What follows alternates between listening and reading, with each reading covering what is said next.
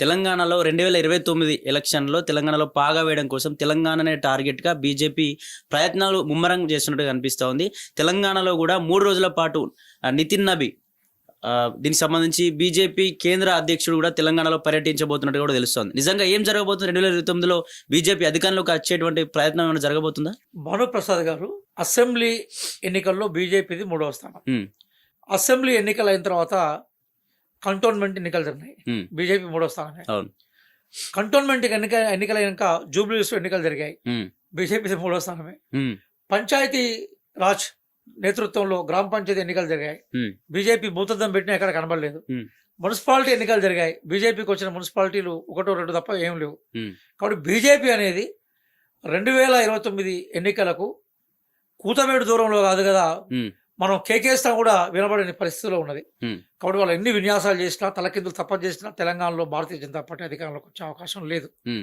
ఎందుకు ఈ విషయాన్ని గంటాపదం చెప్తున్నంటే, తెలంగాణకున్న భౌగోళిక, ఆర్థిక, రాజకీయ అంశాలు వేరు.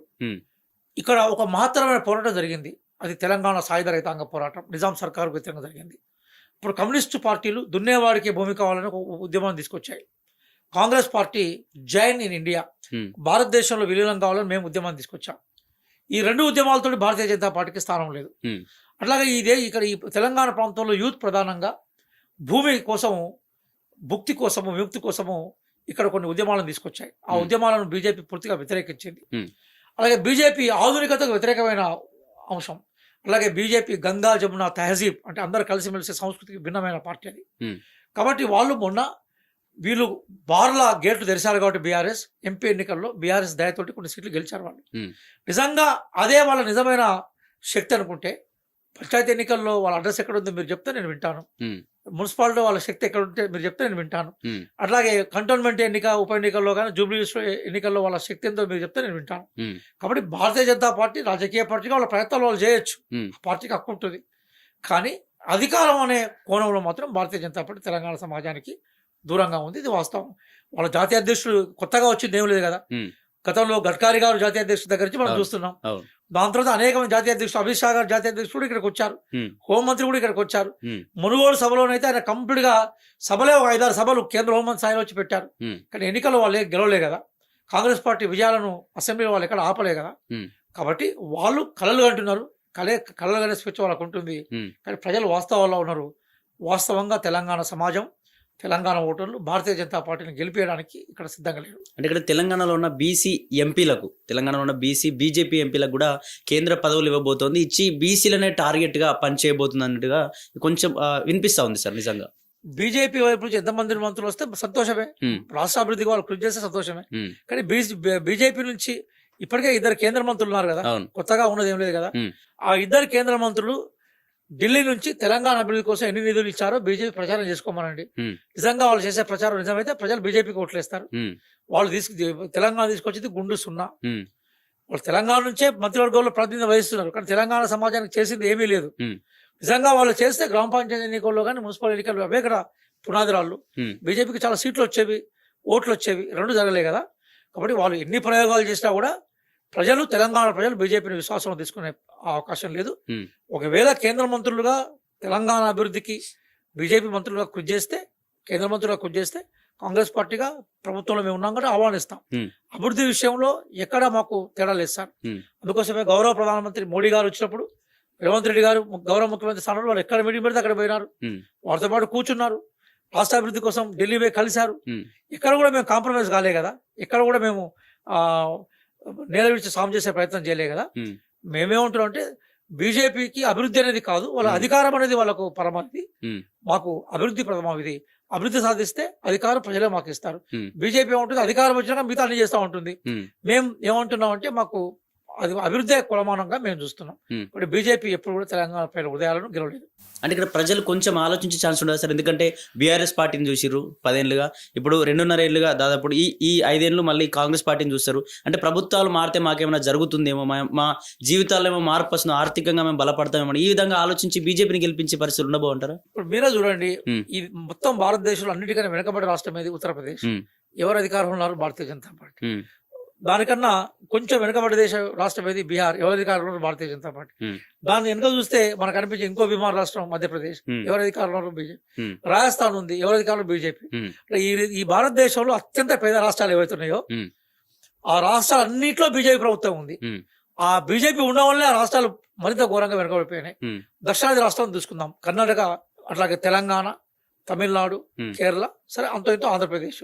ఇక్కడ ఎక్కడ కూడా బీజేపీ అధికారం లేదు. ఆంధ్రప్రదేశ్లో అంటే వాళ్ళకు సంబంధించిన ప్రభుత్వం, అనుకూల ప్రభుత్వం ఉంది. ఉమ్, ఇవి మొత్తం పెర్ క్యాపిటల్ ఆఫ్ ఇన్కమ్లో కానీ, జీడిపిలో కానీ పూర్తిగా మిగతా ఉత్తరాది రాష్ట్రాలతో, బీజేపీ పాలిత రాష్ట్రాలతో పోలిస్తే 100 అడుగుల ముందున్నాయి ఇవి. ఉమ్, కాబట్టి ప్రజలు అభివృద్ధిని ఏ రాజకీయ పార్టీ చేస్తుందనే నమ్మకం ప్రజలకు తెలుస్తుంటది. అందుకోసమే ఉమ్, తెలంగాణ ప్రజలు చాలా రాజకీయ విజ్ఞత గలవాళ్ళు. ఉమ్, బీజేపీ అధికారంలోకి వస్తే వాళ్ళు కేవలము ప్రజలను మభ్యపెట్టే వ్యవహారాలు, ఉమ్, ప్రజలను చీల్చడం వాళ్ళ అభిమతం అయితే, ఉమ్, ప్రజలను ప్రేమించడం మా మతం. ఉమ్, కాబట్టి ప్రజలను ప్రేమించే మతంగా స్వీకరించే కాంగ్రెస్ పార్టీని తెలంగాణ ప్రజలు అర్థం చేసుకుంటారు. ఉమ్. విభజించే పార్టీ పట్ల తెలంగాణ ప్రజలు ఎప్పుడు ఆధార చూపారు.